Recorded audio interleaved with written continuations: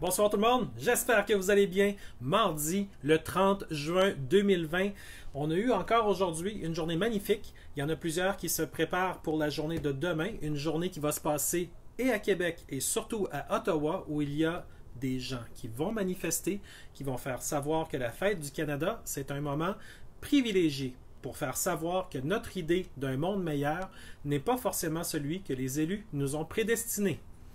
Aujourd'hui, on va parler de chiffres, on va parler de choses qui vous concernent, on va parler, entre autres, des 900 millions de dollars. En fait, dites-le pas à personne, c'est 912 millions de dollars que Justin Trudeau et son gouvernement ont passé à la We Foundation, donc W-E, uni en français, U-N-I-S, pour finalement donner de l'argent à des jeunes qui font du bénévolat. Donc, si comme moi, dans votre tête, le bénévolat, c'est de donner son temps pour aider autrui et qu'on n'est pas compensé, ben vous avez raison. Sauf que là, tout à coup, Justin Trudeau, il a amené une nouvelle tournure au bénévolat.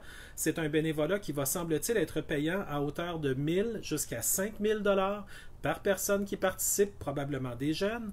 Mais tout ça, vous allez voir que c'est tout relié à une organisation qui s'appelle UNI ou WE, W-E en anglais. Et c'est fascinant tout ce qu'on peut apprendre quand on se met à chercher un petit peu sur qui sont les amis de Justin Trudeau. Alors, tout ça, je vous le réserve dans quelques instants. Vous allez voir, on va en jaser, ça va être plaisant. Juste avant, un petit retour rapide sur toutes les personnes qui, aujourd'hui, ont essayé de faire l'expérience de la piscine municipale ou de la piscine de condo ou des piscines, finalement, en général au Québec. Vous avez remarqué qu'il y a une obsession pour la sanitation, pour donc enlever toutes les bactéries, donc une obsession au niveau de tous les nettoyages. Et puis, on a vu qu'il n'y a plus de chaises autour de la piscine. Il s'est rendu que les gens sont nerveux quand ils sont à moins de 2 mètres à l'intérieur de la piscine, alors que la piscine est remplie de chlore et d'eau. Et du chlore. Est-ce que j'ai mentionné du chlore? Mais semble-t-il qu'il y a des gens qui ont vraiment peur à ce moment-là de se faire infecter à l'intérieur de la piscine. Il y en a qui ont vu également des gens qui se baignaient avec des masques. Donc, on a vraiment la pleine expérience avec et sans masque. Si vous l'avez fait sans masque, ben, vous avez eu du plaisir à vous baigner et vous n'avez probablement aucun coronavirus aujourd'hui. On a vu également des gens dans les commerces qui sont pris pour travailler, eux autres aussi, dans des paramètres serrés encore au niveau de l'accueil, de la clientèle, la distanciation, au niveau des masques, au niveau des gants. Donc, ça n'arrête pas. Je fais juste un petit retour là-dessus pour vous dire qu'il y a eu un moment donné dans la crise où on disait là, les gouvernements l'imposent et à tous les 10 jours, le mandat est renouvelé. Et puis, bon, à un moment donné, ils vont arrêter avec les histoires de masques et de distanciation et tout, mais ils n'arrêtent pas. Même si aujourd'hui, on ne peut plus vraiment parler de pandémie. Je pense que toute personne qui est le moindrement honnête, incluant Horacio Arruda, s'il souhaite l'être, va voir que les chiffres ne justifient pas du tout d'arrêter une économie comme ça a été fait et comme c'est encore fait dans de larges pans au niveau de la restauration et du tourisme. On voit que c'est absolument pas reparti comme ça l'était avant la crise. On n'est pas du tout à un niveau pandémique en ce moment. Et c'est important qu'on se le dise parce que si on ne se le dit pas, ben c'est certainement pas les grands médias qui vont nous le dire. Eux autres, ils vont repartir encore avec les chiffres parce qu'ils avaient arrêté pendant un certain temps. Là, ils vont repartir avec les chiffres encore une fois. C'est probablement pour maintenir les gens dans les vibrations le plus bas possible, dans la peur, une vibration où on ne vit pas, on survit. Alors, c'est probablement l'intention, celle de nous garder à un état où on est facilement suggestible, donc on peut se faire suggérer des choses par programmation. On sait très bien que la télévision, c'est un outil idéal pour programmer des gens qui l'écoutent religieusement. Heureusement, ceux qui m'écoutent, vous avez depuis un certain temps, je crois, coupé les câbles et vous n'êtes plus autant influencé par ce type de grands médias-là qui aimeraient beaucoup avoir votre oreille en tout temps pour passer toutes sortes d'agendas qui ne sont absolument pas ceux qui vous font du bien. J'ai également fait des recherches pour savoir on était rendu où avec la dette, parce que vous savez, on parle parfois que Justin Trudeau a augmenté la dette de 300 milliards de dollars. Millions, que dis-je? Seulement des millions. Non, 300 milliards de dollars. Mais c'est pire que ça.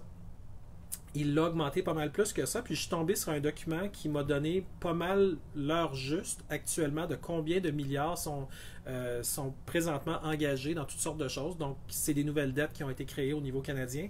Sauf que j'ai remarqué que tous ces chiffres-là se finissent par, mettons, 30 millions, 500 millions, des choses comme ça. C'est jamais 501 ou 502. Donc, même en cherchant, c'est difficile d'avoir exactement le vrai montant de la dette qui a été créée jusqu'à présent par l'équipe de Justin Trudeau. Et puis, il ne faut pas oublier que tout ça, c'est très important parce que c'est de la nouvelle dette qu'il va falloir qu'on paye, soit avec une diminution de nos services, une augmentation de l'impôt, une augmentation des taxes. Et ça, en bout de ligne, ça va faire que beaucoup de citoyens vont se poser la question, mais nous autres, on paye, on paye, on paye. Mais eux autres, ce qu'ils font avec notre argent, est-ce que c'est vraiment bon? Puis il y a de plus en plus de citoyens qui se posent la question, est-ce qu'on devrait simplement arrêter de payer? Parce que nous autres, si on voit que notre argent n'est pas utilisé pour nous rendre service à nous, mais pour rendre service à des lobbies d'intérêt privé ou à des sociétés étrangères ou des organismes basés dans d'autres pays, ben à ce moment-là, ce serait peut-être bon qu'on arrête de l'envoyer l'argent afin que la saignée cesse. Parce qu'actuellement, il y a un gros problème, aussi bien à Ottawa qu'à Québec. On dirait que les élus n'écoutent pas la population. Et c'est un énorme problème parce qu'ils sont censés représenter la population. Et présentement, on sent qu'il y a un énorme déficit démocratique où la population continue à payer parce que je vous ferai remarquer que tous ceux qui ont remarqué qui vivent à loyer et que le loyer va passer demain le 1er juillet, ben vous payez le même montant de loyer. Vous avez les mêmes dettes à payer. Alors que beaucoup des amis à Trudeau, des grandes compagnies se sont fait donner des contrats pour toutes sortes de choses qui ont rapport au coronavirus, par rapport à l'identité, par rapport au suivi, par rapport à toutes sortes de projets finalement que le gouvernement fédéral a mis en place. Tout ce qui a rapport au vaccin, on n'en parle même pas, ça a été une autoroute d'argent et ça l'est encore d'ailleurs. On se rappellera que Justin Trudeau est encore en poste pour un certain temps. Donc, si en quelques mois, il a réussi à faire autant de centaines de millions de dettes, on peut s'attendre à ce que ce soit pire s'il devait y avoir une éventuelle suite à la première vague, si vague il y a eu, ou une deuxième vague, on l'appellera comme on veut.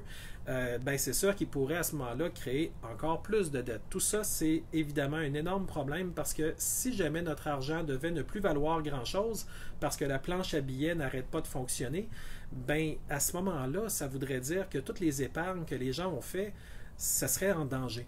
Alors, vous savez, on va avoir d'autres sujets qu'on va parler dans d'autres lives, mais ce soir, vous allez voir, on a un gros agenda. C'est très lourd, c'est très le fun, puis c'est... J'étais pour vous parler d'un autre sujet juste avant. Là. Je vais juste faire une petite parenthèse rapide parce que je trouve ça quand même important. Il y a un chercheur sur le coronavirus qui a été tué aux États-Unis. C'est un scientifique d'origine chinoise qui travaillait sur le nouveau coronavirus aux États-Unis qui a été tué par balle à Pittsburgh et son agresseur qui s'est suicidé juste après, selon les médias. La police privilégie la piste d'une dispute intime, donc c'est une bonne façon d'évacuer toute forme de recherche sérieuse sur pourquoi un scientifique de 37 ans du nom de Bing Liu, de 37 ans, donc ça s'est passé évidemment le 7 mai 2020, donc c'était pas hier, là, il y a quand même un certain temps, mais on n'a toujours pas eu de détails sur pourquoi finalement il a été tué, c'est juste que ça a été évacué comme étant une dispute intime. Peut-être, mais ça reste que ça aurait dû faire l'objet d'une enquête immensément plus poussée et ça n'a pas été le cas. Donc je referme la parenthèse, tout ça pour dire qu'il y a peut-être encore des choses qu'on ne sait pas. Ensuite, je voulais passer avec le port du masque obligatoire rapidement dans les transports en commun. Devant la tiédeur de plusieurs citoyens à le porter, François Legault et le docteur Horacio Arruda ont décidé d'imposer le couvre-visage dans le bus et les métros. Ben oui, parce que les métros, il ne fait pas encore assez chaud, tu sais. Il n'y a pas d'air dans les métros. On va se dire la vérité, là, c'est pas comme quand tu es à l'extérieur puis tu marches. Fait que déjà, de te mettre un masque dans un métro, j'ai beaucoup de difficultés à voir que le docteur Horacio Arruda regarde pour la santé des Québécois. Pour moi, il regarde pour un agenda qui a rapport avec sa petite pine de l'agenda 21 ou l'agenda 2030 ou de tout ce que l'ONU a à dire sur le fameux développement durable, les 17 objectifs, où finalement, si l'humain disparaît, les objectifs se réalisent. Évidemment, de mettre un métro dans un métro dans le visage des gens, non, un masque dans le visage des gens qui prennent le métro, ça va mieux dans ce sens-là. C'est absolument pas habile pour quelqu'un qui se dit directeur de la santé publique du Québec. Évidemment. Ils en ont fait l'annonce ce mardi, le fameux 29 juin, en conférence de presse à Montréal, aujourd'hui. Et puis moi, j'ai reçu aussi un message par la commission scolaire qui disait que les enfants pourraient être 2 par banc dans les autobus pour la rentrée scolaire, mais en même temps, tout ça peut encore changer. On voit que les choses changent très vite. Donc, à chaque fois qu'on se dit, bon, ben, ils ont compris, là, ils nous mettront sûrement pas de masque dans des autobus où il fait chaud, dans des métros où il n'y a pas d'air. Mais non, ils l'ont fait. Alors, c'est clairement pas la santé publique qui est en numéro 1. Des quantités énormes de scientifiques de renom parmi les meilleurs au monde continuent à sortir pour dénoncer le masque. L'hypercapnie où on respire notre propre monoxyde de carbone, notre CO2 qui va finalement, dioxyde de carbone, pardon, qui finalement va faire qu'on va acidifier notre sang. Également, le fait de ne pas avoir la quantité suffisante d'oxygène, tout ça est préjudiciable à la santé humaine. Comme on dit, on ne va pas à l'hôpital pour se faire dire donner le moins d'oxygène possible aux patients. Ben non, il faut y en donner. Le fameux ABC, c'est toujours comme ça que ça commence. On donne de l'air aux patients parce que le patient a besoin d'oxygène. Alors, à chaque fois qu'on oblige le masque, en réalité, ce qu'on dit en filigrane, c'est qu'on se fout pas mal de la santé des gens du moment qu'on aille avec le plan de match de l'OMS. Alors, pour les Québécois, c'est un rappel supplémentaire que les dangers ne sont pas forcément ceux qu'on vous dit, mais probablement reliés aux impositions et aux masques qui vont devenir obligatoires finalement, simplement quand un Horacio Arruda et François Legault le décident. Eux autres, ils disent que c'est obligatoire, alors c'est obligatoire. C'est dangereux, c'est une dérive, et on ne sent pas que le public est écouté présentement. Évidemment, on continue. Avec la grosse nouvelle, le 900 millions de dollars pour Uni, et oui, c'est un autre cadeau de Justin Trudeau, on va le dire. Il faut savoir que l'argent, le 900 millions, il y en a une grande partie qui est censée aller pour les gens qui vont faire du bénévolat. Les gens étant probablement les jeunes, parce que ça va être orienté vers eux. Ça disait que le jeudi 25 juin, parce que ça faisait environ 2 mois que ça se parlait depuis le mois d'avril, puis c'est juste le jeudi 25 juin 2020 qu'on a appris ça. Le gouvernement libéral de Justin Trudeau a annoncé qu'il va impartir la bourse canadienne pour le bénévolat étudiant. Ça a l'air d'une nouvelle bebelle. Et c'est un programme de 900 millions de dollars à l'organisme international Uni. La BCBE versera de 1 000 à 5 000 $ aux étudiants de niveau post-secondaire et aux récents diplômés qui font du bénévolat. Alors, au Canada, ça va être payant de faire du bénévolat parce que vous allez être probablement compensé. Donc, le fait d'impartir à une tierce partie un programme de 900 millions de dollars pour payer des étudiants et de récents diplômés pour des activités de bénévolat soulève des préoccupations justifiables et un certain nombre de questions. Donc, c'est la personne qui dit ça, c'est M. Pierre Poilièvre, l'honorable. Donc, lui, ministre du cabinet fantôme, responsable des finances, il est avec le Parti conservateur, c'est l'opposition à Ottawa. Il a également ajouté, parce qu'il s'adresse à Madame la vérificatrice générale, parce qu'il aimerait qu'il y ait une vérification qui soit faite, nous vous écrivons afin de demander que votre bureau et votre équipe de vérificateurs incluent la bourse canadienne pour le bénévolat étudiant de 900 millions de dollars et son impartition à l'organisme uni dans votre rapport final au Parlement sur les dépenses du gouvernement pour la pandémie. Sauf que le problème, c'est que cet argent-là va être dépensé cet été, parce que c'est pour du bénévolat cet été. Et on se demande évidemment pourquoi Justin Trudeau a fait ça à la toute dernière minute, de vouloir dépenser 900 millions de dollars cet été pour du bénévolat. Quand même particulier, vous avouerez. Donc, M. Poilièvre continue en disant « En impartissant ce programme à une tierce partie, le gouvernement contourne le processus habituel de l'examen par l'opposition, donc le Parti conservateur qui écrit la lettre, qui est le pilier de notre démocratie parlementaire. » C'est quand même particulier qu'il ait passé outre cet examen-là. Ça voulait dire qu'il voulait probablement le passer plus vite. En fait, c'est votre bureau qui va faire l'examen le plus légitime et transparent de ce programme. Et on espère qu'ils vont le faire, parce que ce qu'on apprend, c'est que la fameuse fondation, on peut l'appeler UNI, là, U-N-I-S, mais moi je vais l'appeler WE, parce que la fameuse WE Foundation, c'est pas mal comme ça qu'on a entendu parler quand, par exemple, Sophie Grégoire, elle a été à Londres avant que le début de la pandémie commence formellement, elle revenait d'un événement de la Wii à Londres. Alors, écoute, depuis 2012 à 2017 environ, les Trudeau ont été très très proches des journées Wii. Et ils ont co-animé, ils ont été invités, ils ont collaboré. Donc, ils sont très proches de l'équipe, finalement, des Kielburger, qui sont les deux frères qui, finalement, s'occupent de la fameuse fondation Wii. Donc, ce que je voulais vous dire à propos de tout ça, c'est qu'eux autres, ce qu'ils veulent, c'est de distribuer de l'argent, finalement, public, pour des histoires de bénévolat partout au pays, mais on ne sait pas vraiment c'est quoi le bénévolat. C'est-tu d'aller passer des écouvillons dans le fond des nez de tout le monde? C'est-tu d'aller aider les personnes âgées dans des résidences où ils sont placés? C'est-tu d'aller aider pour de la construction de quelque chose? On n'a fait vraiment, finalement, absolument aucune idée. Tout ce qu'on sait, c'est que cet argent-là va servir, finalement, comme des grants d'études par la suite. Donc, qu'est-ce que c'est exactement? Dur à dire. Il y en a une fondation au Canada qui s'appelle, en fait, c'est pas vraiment une fondation, c'est une organisation qui s'appelle jeveuxaider.org, dans laquelle on retrouve, ils ont un conseil consultatif dans lequel on retrouve des personnes comme Grégory Charles et Michael Jean. Donc, évidemment, parmi les gens qui sont connectés à tout ça, on retrouve quand même des gens qui sont connus pour d'autres activités dans d'autres sphères. Donc, Grégory Charles et Michael Jean. Et puis, on voit un petit peu plus loin dans le texte que les administrateurs du Wii, du fameux UNI, là, eux autres, ils vont probablement se ramasser 19,5 millions de dollars pour administrer les 900 millions, les 912 millions en fait. Mais c'est pas encore clair exactement combien ils vont faire. Ça pourrait être beaucoup plus que ça. Ils vont comme décider des choses, qui va être admissible. Ils veulent offrir un programme qui serait de type white label, de sorte que d'autres organismes de bienfaisance pourraient également participer à ça, mais ça aurait l'air comme si c'était eux qui le donnaient. Donc ça va complètement brouiller les pistes quand on va essayer de savoir d'où l'argent vient. Ça va devenir très difficile parce que tous les organismes vont essayer de mettre ça à leur nom. Mais ça va tout venir du oui avec les amis de Trudeau. Mais c'est qui ces amis-là? Alors je me suis pris quelques petites notes juste pour que ce soit intéressant. Puis après ça, on va revenir au budget. Vous allez voir, c'est cool. Donc, ça dit ici, Trudeau et sa famille ont des liens étroits avec l'organisation WE et se sont portés volontaires pour elle régulièrement au cours de la dernière décennie.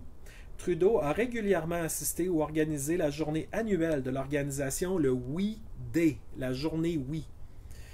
Un rassemblement de la taille d'un stade pour les jeunes Canadiens entre 2012 et 2017, comme je disais tantôt. Son épouse, Sophie Grégoire Trudeau, est une ambassadrice, oui. Tu sais, ça crie le conflit d'intérêts, les amis, ça n'a aucun sens. Là. Je veux dire, 900 millions de dollars qui s'en va dans une place où la femme du premier ministre, elle est littéralement là, une ambassadrice, oui. Puis il n'y a personne qui allume. Ah, c'est beau, c'est beau, c'est beau. Donc, elle a assisté à l'événement We Day à Londres, en Angleterre, en mars, avec sa fille et Margaret Trudeau, la mère du premier ministre, qui a également été ambassadeur Oui. Donc, même la mère de Justin Trudeau a été ambassadeur Oui. Puis lui, il s'en va donner 900 millions à cet organisme-là qui va distribuer pour faire du bénévolat. Mais c'est qui cet organisme-là? Puis pourquoi Justin Trudeau est aussi incroyablement motivé à faire en sorte que ce soit le oui qui distribue les 900 millions? Il n'a pas fallu que je gratte vraiment longtemps avant de retrouver un texte de avril, la mi-avril 2019, où les deux frères Kielburger ont parlé de ce qu'eux appellent... En fait, eux autres, ils se disaient, il y a une crise nationale au Canada et c'est la haine. Et oui, c'est en avril 2019 qu'ils écrivaient ça. J'ai tout mis les références, vous allez tout pouvoir lire ça. Donc, il semblerait qu'au Canada, le plus gros problème qu'on ait, c'est la haine. Mais attention, ce seraient les groupes suprémacistes blancs qui nous feraient une mauvaise réputation et qui créeraient la haine au Canada. Et ce serait un énorme problème. Et ça, les deux frères Kielburger, c'est eux autres qui sont à la tête de Oui. Puis c'est eux autres qui sont les grands chums de Justin Trudeau, de Sophie Grégoire, puis de la mère de Justin Trudeau. C'est eux autres. Puis c'est eux autres qui ont signé un texte eux-mêmes, dans le site même de Oui. J'ai même mis le lien pour que vous alliez voir dans leur site. Donc, juste un petit extrait. Les gens doivent savoir à quel point le mouvement haineux, donc les suprémacistes blancs, est vicieux en ce moment, a averti Barbara Perry, directrice du Centre sur la haine, les préjugés et l'extrémisme à l'Institut de technologie de l'Université de l'Ontario. Évidemment, c'est eux autres qui signent le texte, donc ils ont pris les extraits qu'ils avaient besoin. Donc, ils ont dit, sans action concrète, plus de vies seront sûrement perdues. Quelle vie? Il y en a peut-être, mais on est quand même un pays de 37 millions. Ça arrive qu'il y a des vies qui se perdent, mais je pense pas que la haine des groupes suprémacistes blancs au Canada soit le problème du Canada. Mais selon les dirigeants de Oui, ce serait ça. C'est pour ça qu'ils ont signé le texte d'ailleurs.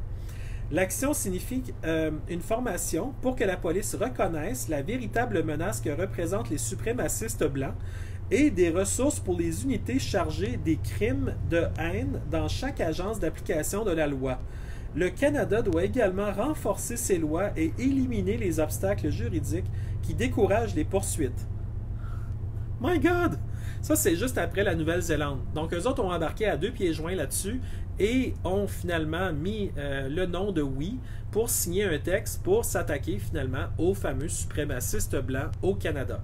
Parce que semble-t-il que le plus gros problème qu'on a au Canada, ce sont les suprémacistes blancs. Je ne sais pas dans quelle nouvelle ils prennent ça, mais moi, je pense pas que c'est le plus gros problème au Canada. Mais selon eux, en avril 2019, ça l'était. Donc, Craig Kielburger et Mark, avec un C, Kielburger, K-I-E-L, burger comme un hamburger, sont les cofondateurs du mouvement We, qui comprend We Charity, Me et Me to We Social Enterprise, puis We Day. Donc, ils signent là jusqu'aux oreilles. C'est très clair et net qu'eux autres, dans leur idée, les suprémacistes blancs, c'est le gros problème. Ben, cette année, après avoir tenu un discours qui a probablement beaucoup plu à Justin Trudeau, on voit qu'ils sont récompensés pour ce qu'ils ont dit l'année dernière, parce qu'ils ont déjà reçu de l'argent en passant du gouvernement du Canada. C'est pas la première fois qu'ils en reçoivent de l'argent.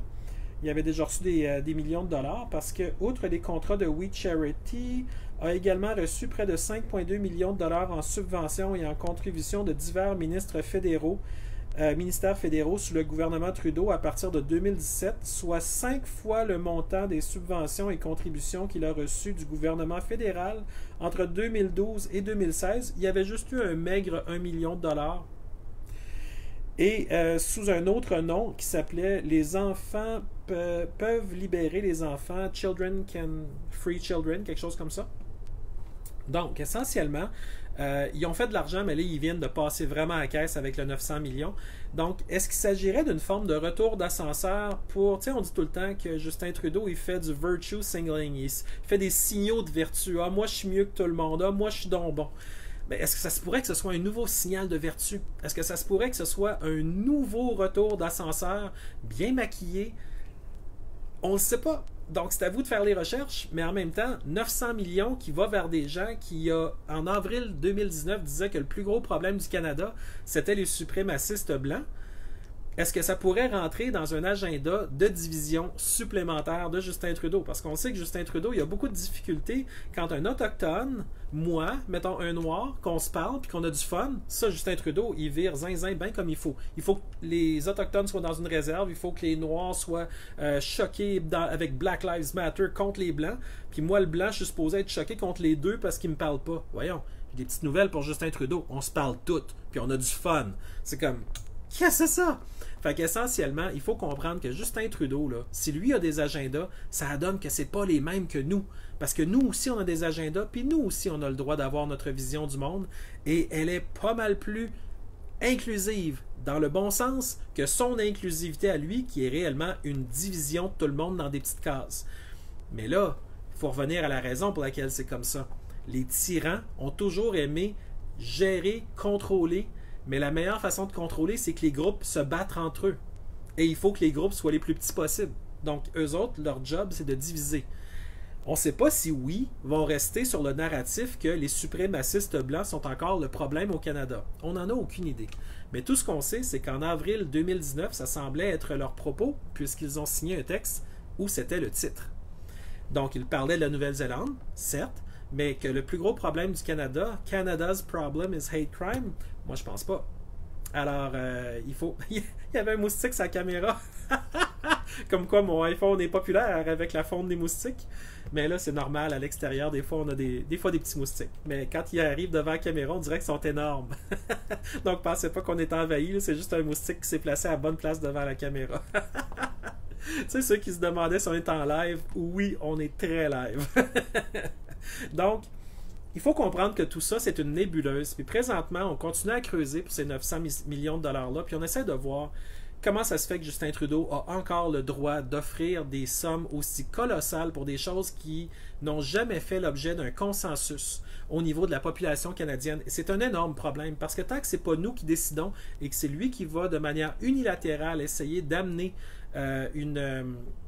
un agenda finalement qui est extrêmement préjudiciable aux Canadiens parce que aux dernières nouvelles, là, cet argent-là, on ne comprend pas comment ça se fait que ça n'a pas été donné directement aux enfants si c'était le cas. Comment ça se fait qu'on a besoin d'une organisation comme le Oui pour rejoindre nos ados?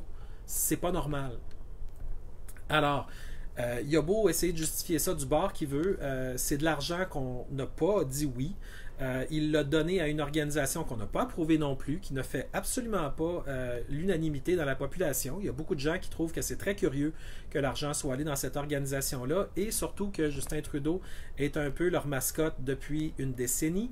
Ce serait quand même important de creuser ça. Et si la vérificatrice générale veut aller de l'avant avec la demande de Pierre Poilievre des conservateurs, ce serait génial parce qu'il faut que la lumière se fasse. Le problème, c'est que cette lumière-là va se faire trop tard. Et cet été, l'argent va partir pareil et le Canada va être endetté encore une fois. On peut également se demander si la We Foundation va être totalement impartiale dans l'attribution de ces argents-là pour les jeunes. Est-ce qu'ils vont donner plus ça dans une région qu'une autre? Est-ce qu'ils vont être capables de faire une distribution équitable? Est-ce que les gens qui font du bénévolat partout vont être acceptés ou seulement selon certains critères? Il y a énormément de zones d'ombre. Et puis, comme tout ce que Justin Trudeau fait, généralement, ça commence avec des grands principes qui ne rejoignent pas tout le monde, mais qui, de toute évidence, semblent faire son affaire à lui. Et on n'a pas vraiment les détails. Donc, on est pris pour attendre ou encore pour poser des questions auxquelles on a difficilement des réponses. Donc, en bout de ligne, on est pris pour essayer de comprendre qu'est-ce qui se passe en voyant la résultante qu'on peut voir dans les médias. Donc, c'est pour ça que j'en dis pas plus que ça. Je vous donne l'information qui est sortie et ça va être à surveiller dans les prochains jours. Comment est-ce que cet argent-là est utilisé? Parce qu'on est quand même rendu le 30 juin. On est pas mal en été. Pour financer du bénévolat en été, c'est comme pas mal là. Alors, je comprends pas trop c'était quoi le but avec cette histoire-là. Des 900 millions, c'est donc encore de l'argent qu'on se demande comment ça se fait que c'est sorti d'un chapeau. On a eu le 790 millions à Bill Gates, on a eu le 600 millions à son organisation Gavi, on a eu des centaines de millions qui ont été donnés à l'ONU, encore une fois, via l'OMS, via la recherche sur les vaccins, c'est des milliards. Puis là, tout à coup, un autre 900 millions qui sort d'un chapeau pour donner pour du bénévolat, puis qui s'est donné à une firme qui s'appelle la We Day et toutes ces choses-là, We Charity. Mais c'est qui ces gens-là, puis pourquoi eux? Donc, il y a beaucoup de questions. Maintenant, on tombe dans un autre petit segment, celui où est-ce qu'on va se poser la question combien est-ce que le gouvernement fédéral s'est endetté avec toutes ces dépenses-là dans les derniers mois. Le chiffre de 300 millions de dollars a beaucoup circulé. Et puis moi, j'avais beaucoup de difficultés à confirmer quelque part combien d'argent, très exactement, le Canada avait dû s'endetter pour faire face à toute la générosité infinie de Justin Trudeau pour les causes qui lui tenaient à cœur en période de COVID-19. Je vais tout de suite vous dire le chiffre parce qu'il est trop majeur. C'est que le total général du PCE, les autres services de soutien et à la liquidité et d'allègement du capital, ça nous a coûté 586 milliards 450 millions de dollars. Donc, on va arrêter de parler du chiffre de 300 millions parce que ça, c'est le chiffre que moi, j'ai été chercher plus tôt aujourd'hui. Et c'est énorme. Dans ce chiffre-là, il y a également un allègement du capital, la réserve pour stabilité intérieure du bureau du surintendant des institutions financières, qui a coûté 300 milliards. OK, donc ça coûte cher, stabiliser. Et le total des programmes de crédit aux entreprises, les fameux PCE et autres crédits et soutien à la liquidité, c'était 286 milliards 450. Donc, c'est les deux additionnés ensemble qui ont fait le 586 milliards 450.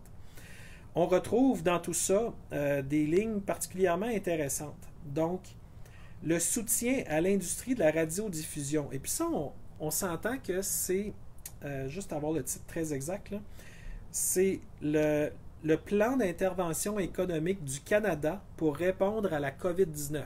OK?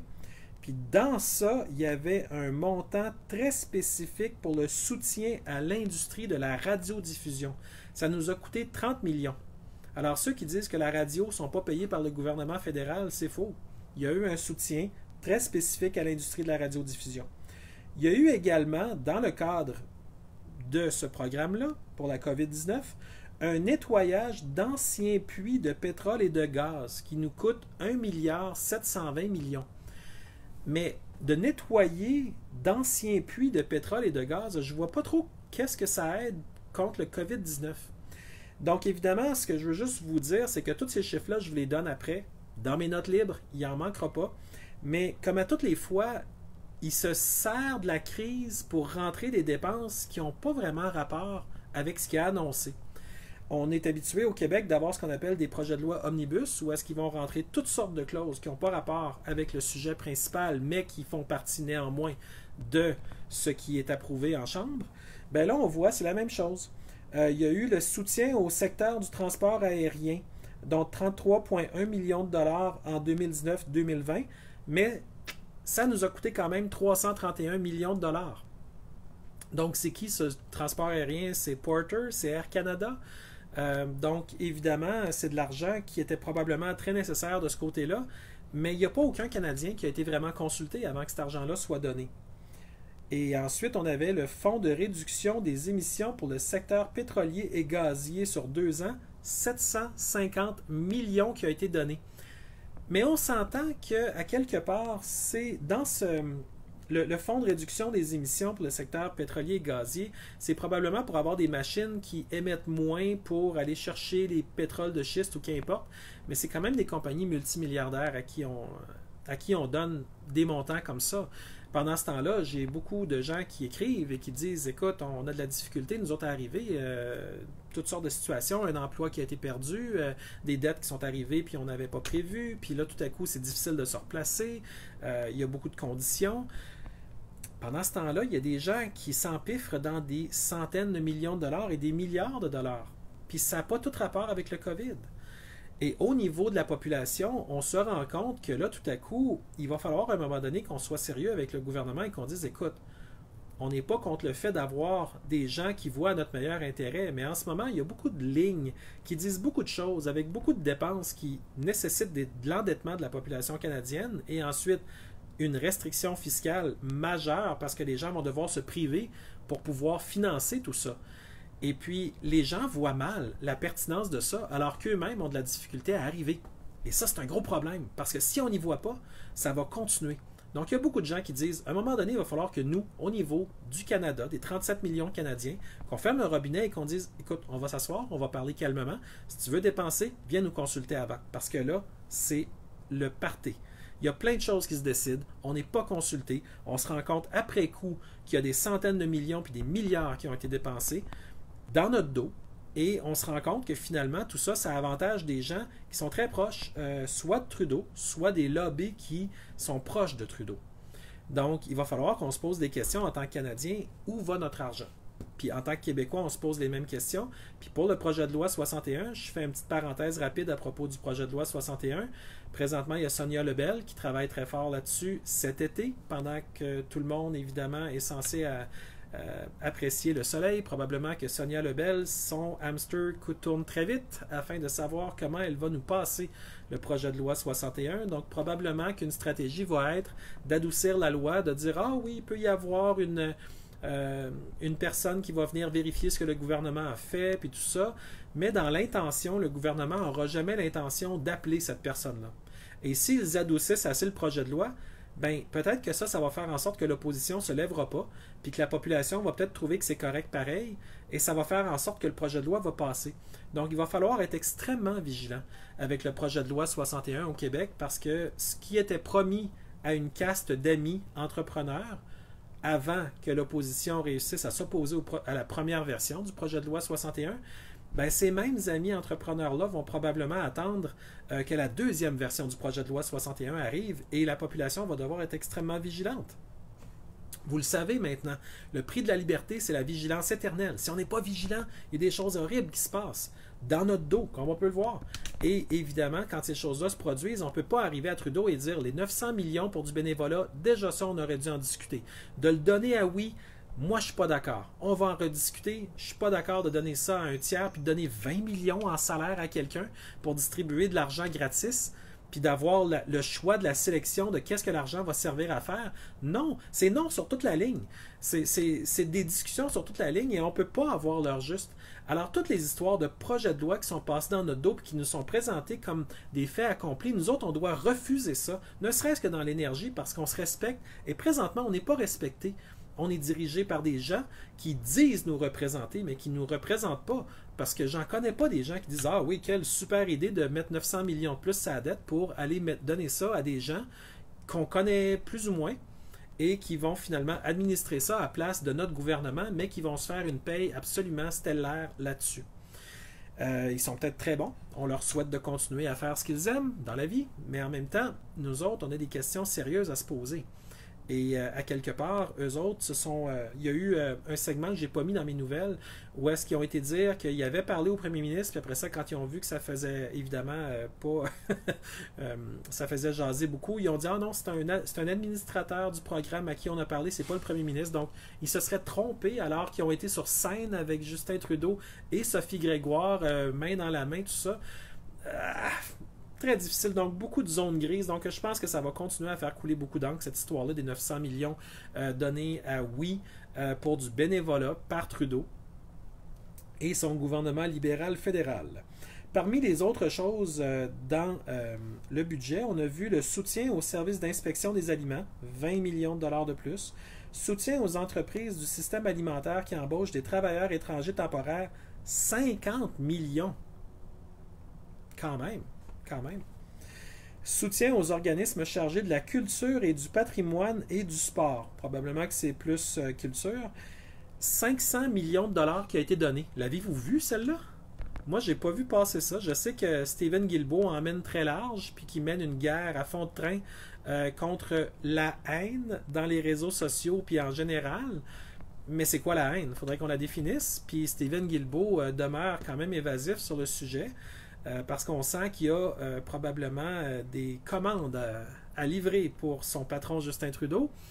Et lui, bien évidemment, 500 millions de dollars pour la culture, ça veut dire qu'il va y avoir beaucoup d'artistes qui vont avoir tendance à dire ce que Justin Trudeau dit. Est-ce que ces gens-là vont être plus du côté de la propagande officielle du gouvernement fédéral qui reflète pas mal la propagande de l'OMS? Qui a permis qu'il y ait 500 millions de dollars de données pour lutter contre la COVID en la donnant à la culture? C'est quand même spécial, hein? Je veux dire, quand on parle, comment est-ce qu'on pourrait combattre la COVID? Ah oui, donner 500 millions de dollars à la culture. Ça va être utile. Hein? Pas sûr. Alors, on a ensuite les subventions salariales temporaires pour les entreprises, 975 millions, quand même de l'argent. Compte d'urgence pour les entreprises canadiennes, le fameux CUEC, incitatif de 25%. Donc ça, c'est 13 750 000. En fait, non, c'était 13 milliards 750 millions, ça. Ouais, c'était comme beaucoup d'argent, ça. Il y a eu ensuite le soutien aux entreprises du Nord, 15 millions, quand même. Soutien aux communautés autochtones, 305 millions. Soutien aux sans-abri par l'intermédiaire de Vers un chez-soi. Je ne connais pas l'organisation. 158 millions. Mais quand même, 158 millions pour soutenir les sans-abri, c'est quand même beaucoup de sous. Puis quand on sait combien coûte une maison, généralement, on peut en bâtir une. Pourquoi aujourd'hui c'est 350, 400 000? Ben, je me demande si, au lieu de donner l'argent à l'organisation Vers un chez-soi, que je connais pas, je sais pas ce qu'ils font, ça aurait été mieux de simplement bâtir des maisons pour ces gens-là en disant, ben regarde, on a une belle patch de terrain. Là, on a mis ça un petit peu en banlieue. Tu vas avoir ta maison. C'est pas nécessairement la plus grosse au monde. Pas besoin que ça coûte 400 000. Une petite maison à 200 000, c'est déjà mieux que de vivre dans la rue. Puis dire aux gens, ben là, on a un budget de quand même 158 millions. Puis on va bâtir des belles maisons. Comme ça, ben là, tu es réglé pour un méchant bon bout de temps. Puis tu vas avoir un endroit paisible où te reconstruire. Mais non, ça a été vers un organisme. Encore. Donc, prestations canadiennes d'urgence pour les étudiants, 5 milliards 250 millions. Finalement, beaucoup d'argent. Hein? Soutien pour les particuliers, les mesures de soutien direct, la protection de la santé et de la sécurité, le fonds de réponse à la COVID-19, dont 500 millions pour appuyer les provinces et territoires. C'était 1 milliard 25 millions, ça aussi. Donc, le gouvernement fédéral ne manque pas d'argent. Okay? Donc, quand ils disent, ben là, les gens, vous devez trouver le moyen de vous prévenir, de prévoir si jamais il y a de grosses dépenses qui arrivent, avoir un fonds d'urgence, des choses comme ça. Mais eux autres, au gouvernement fédéral, il n'y avait pas vraiment de fonds d'urgence. Vous savez qu'avant que la crise commence, on était déjà rendu à combien de dizaines de milliards de déficit qui venait de passer l'année précédente, puis ça s'enlignait un peu comme ça pour 2020 aussi. Mais là, on se rend compte qu'eux autres, tout ce qu'ils ont à faire, c'est d'imprimer l'argent. Donc, le conseil qui disait aux gens, préparez-vous, préparez-vous, le gouvernement fédéral n'était absolument pas préparé parce qu'ils ont dû augmenter les dépenses de 586 milliards 450 millions. Puis vous me corrigerez si j'ai tort, mais il me semble que la dette du Canada, c'était un petit peu en haut de 700 milliards avant qu'on commence. Puis là, ben, on est totalement dépassé le trilliard avec ça, là. Donc, présentement, je connais aucun Canadien qui a été consulté chez eux sérieusement en disant « Toi, tu es un Canadien, doubler la dette, es-tu à l'aise avec ça? » Puis non, il n'y a personne qui s'est fait consulter. Puis là, tout ce qu'on entend, c'est qu'il va y avoir des mesures de plus en plus restrictives au niveau des masques, au niveau des gants, au niveau des purelles, au niveau des distanciations, au niveau des confinements, au niveau des règles en entreprise, des papiers à signer le matin, des écouvillons dans le fond du nez. Et c'est un immense problème parce que présentement, les gens ne se retrouvent pas. On dirait qu'il y a une tendance à vouloir garder les gens sous une botte d'oppression et ça ne fait pas l'affaire de personne. Je connais personne qui est bien là-dedans. Et même les gens qui vont aller de l'avant avec l'agenda des masques, même eux autres ne trouvent pas ça le fun. Alors aujourd'hui, il faut qu'on se pose la question, est-ce que tout ça, ça me ressemble? Est-ce que tout ça, c'est ce que moi je veux en tant que citoyen? Est-ce que tout ça, c'est la fameuse incarnation de mon plus haut potentiel possible? Ben, la réponse, c'est je pense que non. Et puis, il va falloir qu'on travaille aujourd'hui à revenir à notre cœur pour se respecter. Parce que quand on se fait passer des anguilles comme ça de 900 millions dans le visage, puis qu'on n'ait finalement aucun recours pour dire non à une dépense comme ça, ben, on ne se fait pas respecter.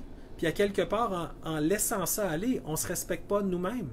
Donc, si demain, vous cherchez une autre raison de plus d'être à Ottawa, le 1er juillet pour manifester, et à Québec aussi, il va y avoir une manifestation devant l'Assemblée nationale, ben, rappelez-vous que des dépenses comme celle-là sont emblématiques d'une énorme problématique au niveau de notre gouvernement, aussi bien fédéral que provincial. C'est celui qu'il n'y a pas de représentation du public. Il n'y a qu'une intention finalement de marcher à la va-vite, puis de travailler avec des lobbies qui offrent des solutions faciles ou rapides, ou encore des solutions qui sont alignées sur les priorités que certains individus, dont Justin Trudeau, ont choisi comme étant importantes dans son langage pour les Canadiens, mais en réalité, c'est pas mal pour lui et ses intérêts à lui. Alors, pour ce soir, les amis, moi, je vais vous laisser là-dessus parce que je sais que vous avez énormément de vidéos à rattraper. Je sais que vous avez énormément de choses à aller voir, de messages à répondre. C'est clair qu'on a beaucoup de messages à se dire, tout le monde. Il y a tellement de nouvelles qui arrivent. C'est comme un tsunami de nouvelles. Ça n'arrête pas. On est supposé être en été, c'est supposé être plus calme au niveau des nouvelles. Mais non, il y en a, ça n'arrête pas. Et c'est normal, on a beaucoup de choses à se dire. Moi, ce que je veux simplement vous rappeler, c'est l'importance de travailler avec ce qui nous unit et non pas de laisser aller ce qui nous divise. Il y a beaucoup de gens dans les sphères de contrôle, que ce soit politique, que ce soit corporatif ou autre, qui gagnent quand on est divisé. Alors, il faut complètement les prendre à leur jeu et au contraire, regarder ce qui nous unit et travailler ensemble. Quand quelqu'un a une opinion différente, ben on lui dit merci de l'avoir dit. Moi, c'est pas ça que je pense. Aimerais-tu qu'on en parle? Et on en parle de manière polie et on avance. Mais de là à avoir des politiciens qui nous disent toujours qu'on a tort, qui nous disent toujours qu'on n'est pas comme eux veulent, ben c'est parce que nous, on se respecte puis on a le droit d'être différent. On a le droit d'être à notre image. On a le droit d'agrandir notre cercle de connaissances puis d'expérience dans notre vie sans tout le temps être bloqué par des prisons invisibles ou visibles. Des masques, puis des distanciations, puis des confinements, c'est des formes de prison, c'est des formes de contrôle. C'est pas nous qui avons demandé ça et c'est très difficile présentement de justifier ces choses-là. Il y a beaucoup d'attaques qui sont faites contre les gens. Les gens restent solides, restent forts, restent dans l'espoir, restent dans leur lumière, dans leur cohérence. Et dans ce temps-là, on est capable de beaucoup mieux lire qu'est-ce qui fait du sens et qu'est-ce qui n'en fait pas. Dans les grands médias, souvent, les nouvelles sont présentées de manière tendancieuse afin de mieux vendre une propagande. Et ça, vous devez apprendre à la reconnaître, cette propagande-là, parce que si vous ne la reconnaissez pas, vous allez peut-être devenir des victimes de cette propagande-là. Une propagande qui veut finalement vous garder pieds et poings liés de manière invisible ou visible, que ce soit des dettes, des problèmes de santé ou toute la ribambelle des consignes de type coronavirus. Ben, c'est sûr que dans tous ces cas-là, c'est limitatif. C'est pas quelque chose qui vous permet d'aller plus loin, plus haut, tous ensemble. C'est diviser, diviser, diviser. C'est pas ça qu'on veut. Alors, comme on sait ce qu'on veut se respecter, on veut s'aimer, on veut être dans notre cohérence, notre lumière et notre amour, ben on continue, puis on avance, puis on n'arrête pas, puis on se laisse absolument pas déconcentrer du but que nous on a, qui est de créer un monde qui nous ressemble. Et le monde qui nous ressemble, c'est un monde qui est bienveillant, un monde qui est bon, un monde qui respire des choses qui nous abreuvent avec tout ce qu'il y a de noble. Mais quand on accepte de toujours aller vers le nivellement par le bas, politique ou corporatif ou qu'importe, ben on se trouve finalement à un moment donné à regarder derrière nous puis on dit « Oh mon Dieu, on n'a pas été dans la bonne direction. Ça ne marche pas. » Donc dans ce temps-là, on arrête, on recule, puis on refait ça comme du monde. Des fois, il faut avouer que on a peut-être trop été gentil avec la classe politique, gentil voulant dire qu'on leur a laissé faire n'importe quoi. On n'a pas assez dit « Non, je refuse ça, c'est pas vrai que ça passe, enlève ça, c'est pas ça que je veux. » Puis là, aujourd'hui, on est obligé de prendre des mesures plus musclées, de dire non, là, tu ne m'as pas écouté, on va devoir faire quelque chose d'autre parce que tu ne nous écoutes pas, on n'est pas représenté, puis finalement, c'est humiliant pour nous. Ce n'est pas de nous respecter que de nous imposer des nouvelles dettes sans nous consulter pour les raisons pour lesquelles on s'endette. Alors, aujourd'hui, plus que jamais, à la veille du 1er juillet, à la veille où tout le monde, vous allez vous coucher probablement plus de bonne heure pour aller demain à Ottawa, pour marcher sur la colline parlementaire et leur dire à quel point vous êtes, vous, déterminés à vous respecter. Vous êtes déterminés à avoir une discussion saine et sereine, mais pas de vous faire imposer 586 milliards 450 millions de dollars de dettes sans que vous ayez été consulté une seule fois. On est tous sur la même longueur d'onde. Merci à vous. Merci d'être là. Et je vous souhaite une magnifique soirée. Et demain, super journée la gang. Ça va être le fun. Je sais que vous allez faire une super belle journée. Juste à vous voir et être ensemble. Là. Sky's the limit. Bonne journée tout le monde. Bonne soirée puis dormez bien.